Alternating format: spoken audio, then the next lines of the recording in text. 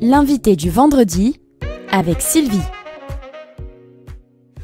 Puisqu'aujourd'hui, dans notre émission à une semaine de l'été, on parle de sport, oui, de motivation et de remise en forme avec un invité qui va, j'en suis sûre, vous donner envie de bouger un peu plus. Il est coach sportif, passionné et il accompagne chaque jour des personnes qui souhaitent se sentir mieux dans leur corps et dans leur tête. Donc que vous soyez déjà actif ou que vous cherchiez simplement la motivation pour vous y remettre, restez avec nous. Il va partager son parcours, ses meilleurs conseils pour retrouver la forme, se tonifier, pour préparer bien sûr l'été sans pression. Bonjour Jérémy Torjman, merci d'être avec nous. Bonjour à tous. Alors je vais vous rapprocher le petit micro quand même, comme ça on vous entendra mieux. Et bien sûr on pourra même vous voir sur radiogm.fr. Alors bien sûr pour commencer, j'ai envie de parler avec vous de votre parcours, un double parcours sportif d'une certaine manière.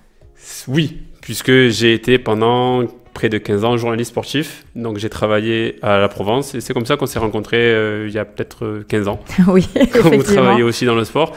Et du coup, voilà, j'ai travaillé pendant 15 ans à la Provence, je me suis occupé principalement du football amateur, ensuite progressivement du football professionnel.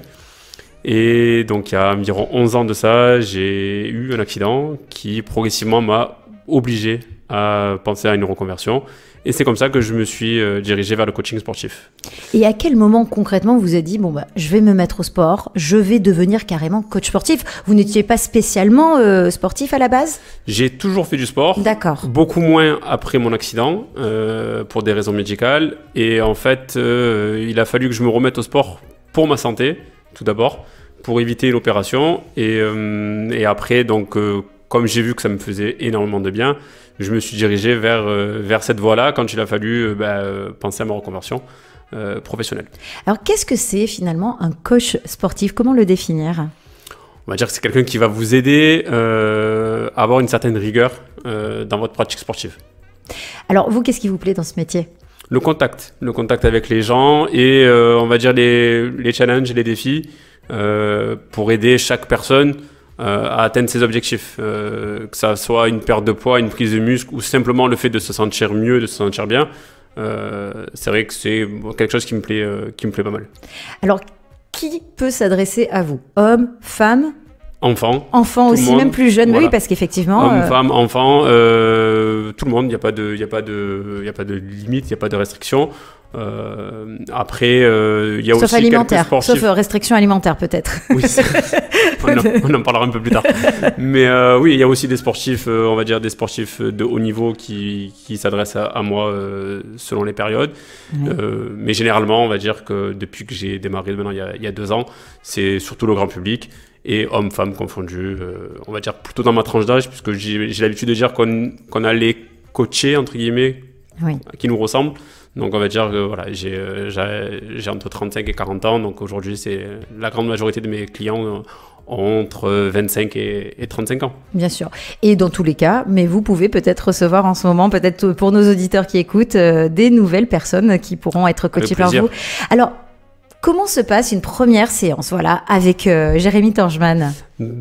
Très simplement, vous venez donc depuis 1 an, j'ai ma salle qui est dans le 8e arrondissement au boulevard de Maillane. Généralement, donc on n'y coupe pas, il y a une première pesée, histoire de savoir où on va. Et puis je vous installe sur le tapis, et puis pendant le tapis, on va discuter un petit peu de votre parcours, de vos objectifs, de vos habitudes aussi, que ce soit sportives ou alimentaires. Si vous avez eu des blessures, des opérations, parce que de toute façon, au niveau de la santé, c'est quand même important. Comme c'est ce qui m'a amené, moi, vers le métier de coach, j'attache une importance, on va dire, importante à la santé et au bien-être. Et puis après, la séance va dépendre un petit peu de votre niveau déjà, de vos objectifs ensuite. Et après, ça se passe généralement assez bien. La méthode Lagri, c'est une méthode que vous utilisez. En quoi consiste-t-elle? C'est une méthode de renforcement musculaire générale qui est basée sur une machine. Donc, il y a plusieurs types de machines. Il y a les micros Lagri, les macros, etc. Moi, j'ai une micro. J'en ai 2 à la salle. Donc aujourd'hui, c'est une pratique qui se développe énormément à Marseille, qui fait parler d'elle déjà, on va dire, depuis pas mal de temps, notamment sur Paris et Saint-Tropez. Nous, à Marseille, ça a débarqué depuis le mois de septembre dernier. Il y a de plus en plus de centres Lagri. Moi, j'ai choisi de me consacrer uniquement sur 2 machines pour avoir vraiment des séances personnalisées et individualisées. Vous êtes 2 maximum par séance. Et donc, c'est une méthode de renforcement musculaire globale qui est, on va dire, inspirée, pour ceux qui ne connaissent pas les machines, qui va être comme une machine de pilates réformeur, sauf que la résistance est peut-être 10 fois plus importante et que l'intensité va être, pareil, 10 fois plus importante. Donc, finalement, des bons résultats assez Alors, assez rapidement, tout est relatif, il n'y a pas de baguette magique. Mais je trouve ça très plaisant puisque la particularité c'est qu'il n'y a pas d'impact, donc il n'y a pas de traumatisme pour les articulations et ça permet de travailler vraiment en profondeur. Alors vous, en tant que coach sportif, je me demandais aussi quelle est la satisfaction que vous avez déjà reçue de la part d'un client, on va dire, si je peux appeler ça un client ou un... Ouais, la première satisfaction, c'est d'atteindre ses objectifs. Ça peut être des fois sur ce que j'appelle des one-shots, c'est-à-dire que j'ai un client qui est venu, qui a pris son carnet de 10 séances, qui a perdu ses 7-8 kilos et qui a arrêté. Ah oui. Et que je continue à revoir et qui me dit que voilà, il les a pas repris. Donc, ça peut être très bien en one-shot de cette manière-là sur, on va dire, 10 séances. Donc, c'est très rapide, ça va durer sur un mois et demi. Ah oui, quand même. Et puis, donc, il a atteint ses objectifs et il s'arrête. Puis après, il y a des satisfactions sur le plus long terme. J'ai un client qui a perdu 20 kilos sur 3-4 mois l'année dernière. Actuellement, il y a de belles transformations à venir d'ici quelques mois. On va dire, allez, pas quelques mois, quelques semaines dans la salle avec des coachings qui ont commencé en octobre, novembre dernier, juste après les fêtes, avec des personnes qui ont perdu entre 15 et 20 kilos, d'autres qui ont pris 2-3 kilos de masse musculaire. Donc non, c'est pas mal. Voilà. Les satisfactions, en fait, c'est de voir mes clients se sentir bien et être en adéquation avec ce qu'ils veulent. Voilà. C'est surtout ça qui compte. Alors, justement, on va en venir sur les satisfactions, mais on va faire plaisir aussi à nos auditeurs, Jérémy, puisque beaucoup de nos auditeurs veulent se remettre en forme pour l'été. Alors déjà, est-ce que c'est encore possible ou pas? Oui, tout est possible, tout est réalisable. Alors, c'est parfait. Alors, pour les personnes qui manquent de motivation, est-ce que vous avez une astuce ou un conseil pour se remettre en mouvement? Voilà. Quelle est la clé pour vous pour tenir sur la durée? Déjà, de commencer. Parce que en fait, souvent j'entends des personnes dire il faut, et le problème c'est que le il faut, il dure peut-être des fois 2 mois, 3 mois, 4 mois. Donc en fait, il faut commencer, faire le premier pas, venir et trouver, on va dire, la pratique qui va vous plaire. La musculation ou le fitness en salle, ça peut ne pas plaire à tout le monde.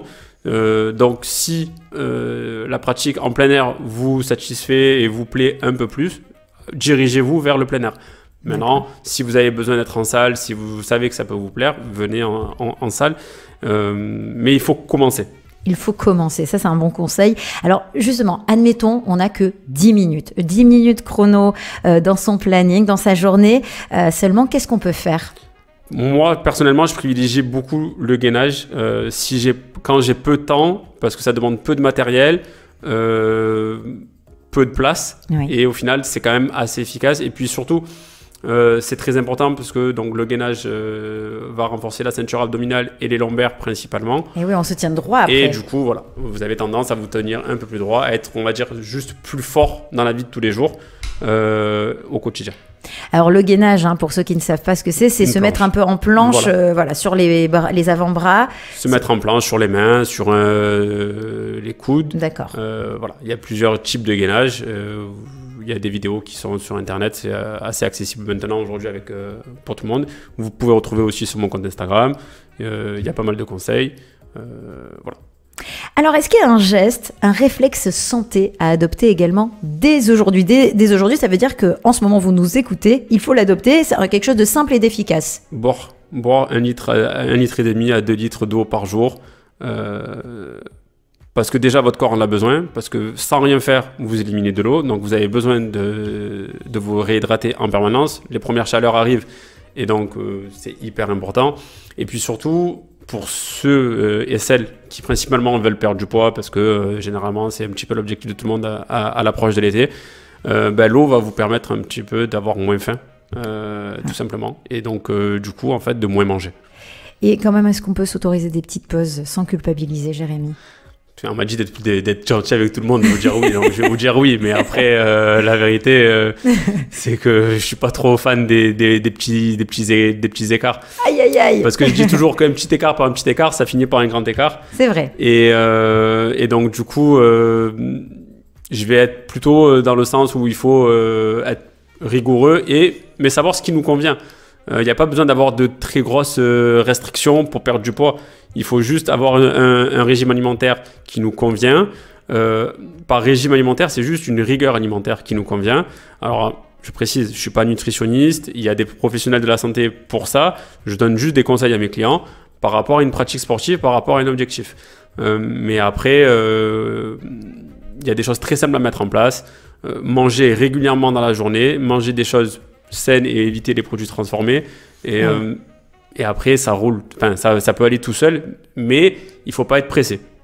Oui, effectivement, il ne faut pas être pressé. Mais en tout cas, le sport, c'est ce qui amène de très bonnes choses sur le mental aussi. Quel est l'impact du sport, d'ailleurs, sur ce mental? Alors, d'un point de vue physiologique, et ça se passe un petit peu pour tout le monde. Déjà, il y a une libération d'hormones qui fait que, bon, voilà, on se sent bien. Il y a une sensation dès que vous faites du sport. Généralement, c'est dur de démarrer la séance. Parfois, on n'a pas envie. Et je ne vous cache pas que ça m'arrive même à moi, avant de démarrer mes entraînements.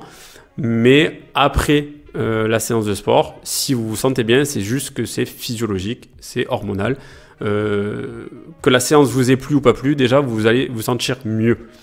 Il y a aussi, par le sport, on va dire la faculté de se changer les idées, de penser un petit peu à autre chose, d'avoir un moment pour soi. On sait que voilà, entre le travail, des fois les contraintes professionnelles, familiales, etc., on a tous besoin de s'accorder une heure pour soi.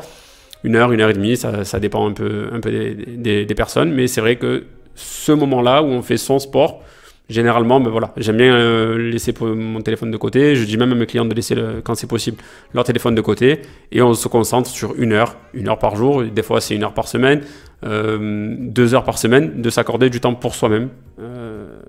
Les bienfaits sont là. Sont nombreux. Oui. Et au niveau des séances, c'est bien aussi de faire ça peut-être parfois de manière plus courte, mais plus souvent.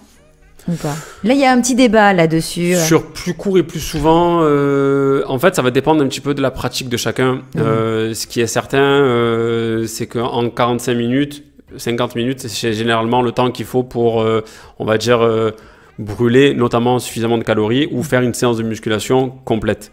Il n'y a pas besoin de s'entraîner 1h30, ça c'est sûr. Maintenant, ce qui se passe souvent, c'est quand on n'est pas encadré, généralement on va à la salle, on a son téléphone et en fait, par exemple, entre 2 exercices, on va rester 5 minutes sur son téléphone. On perd en efficacité, on perd énormément de temps, alors que effectivement, quand on est encadré, quand on est coaché, on va dire, et c'est là tout mon rôle, je ne laisse pas le temps de se poser sur le téléphone. Le téléphone, c'est juste 1 minute entre les séries, 1 minute 30 dans le temps de récup, mais après on enchaîne et c'est ce qui fait l'intensité et l'efficacité d'une séance.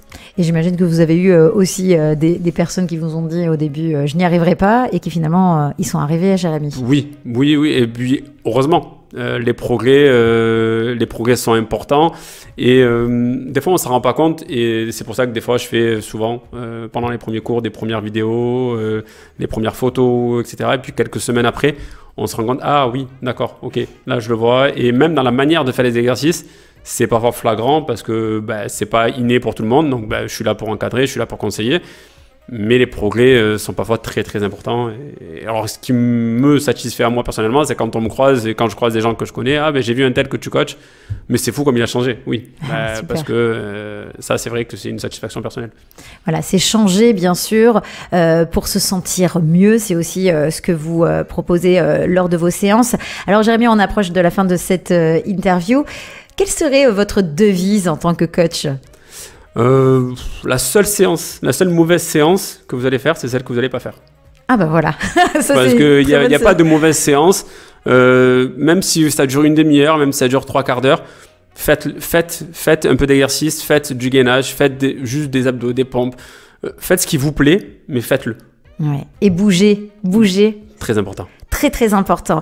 Alors merci d'avoir été avec nous. Pour les auditeurs qui souhaitent vous suivre, même prendre contact avec vous, rappelez-nous un petit peu donc les salles, les réseaux sociaux. Donc ma salle est située au boulevard de Mayanne, c'est pas loin du restaurant Sougou pour ceux qui connaissent. Très bien. Et sur Instagram, Coaching by JT, COACHING by JT, BYJT.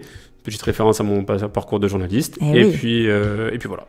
Eh ben, écoutez, merci en tout cas pour ces précieux conseils Merci à vous et ce joli parcours. Ben, c'était un plaisir et on vous retrouve très bientôt. Et moi, je me promets, je vais prendre ces séances avec vous. À chaque fois, je le dis que je le ferai. Je vous attends. Avec Mais plaisir. voilà, on va commencer très prochainement. Mais merci en tout cas d'avoir été avec nous. À très bientôt. À très bientôt. Au revoir.